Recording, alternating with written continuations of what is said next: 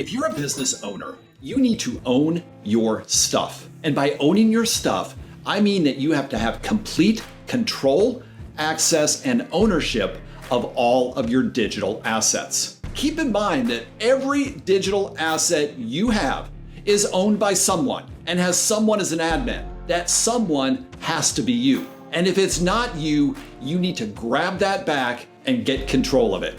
We see this all the time.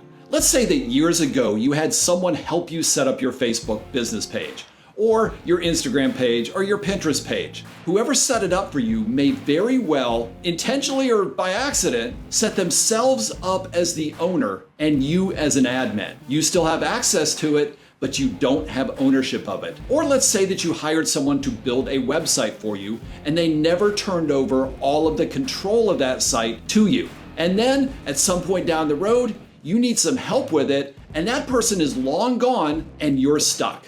There are very legitimate reasons for granting someone access to your digital assets. It could be that you brought on a marketing agency, or you have someone helping you with ads, or perhaps you have a VA, someone who's helping you with your social postings and your blog posts. It's very likely that you're going to have to grant access at some point along the way. But there is a right way and a wrong way to do it. The wrong way is to give them your login and password and let them log in as you. And we see that happen all the time. If you're doing the right thing and you have ownership and admin permissions on your account, and then you share your login with someone else, guess what? That someone else has the same permissions as you, which means that they can go in, add users, delete users, change the billing information, or in the worst case scenario, they can kick you out or shut down the account completely. The right way to do it is to set up everyone that needs access with their own login and password, and then set up a specific permission level based on what they need to do. You should always have the highest level of permission. Everyone else should have something lower.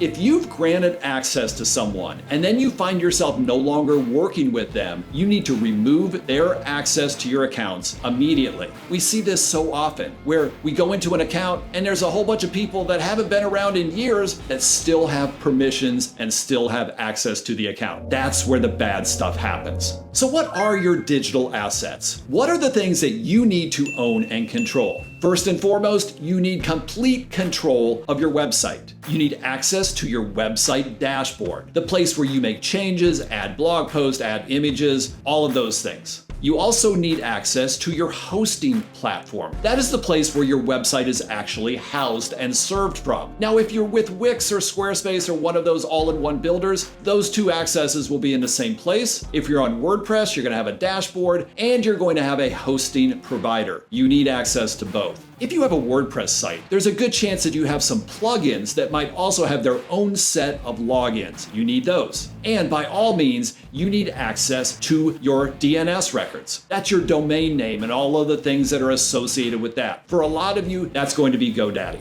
You need access to all of your Google assets, your Gmail, your Google Analytics, your Search Console, Tag Manager, your Google Ads accounts, and your Google Business Profile. You need access to all of your social accounts and the ad accounts associated with them. This includes Facebook, Instagram, TikTok, YouTube, Pinterest, Twitter, and LinkedIn. You need access to your directory accounts like the Knot, WeddingWire, Yelp. And if you have reviews on those accounts, I would suggest periodically downloading those, putting them in a file just in case something happens to your account. You need access to your third-party email programs, things like Constant Contact and MailChimp. And you need access to your CRM, like HoneyBook or Aisle Planner. Take a couple of hours and do an inventory of your digital asset portfolio. If there are people in there that don't need to be in those accounts, take them out. And if you've ever shared login credentials with anyone, change your password. Losing control of any of your digital assets could be devastating to your company. So own your stuff and be smart when granting access to others. This is Mark, and that's marketing.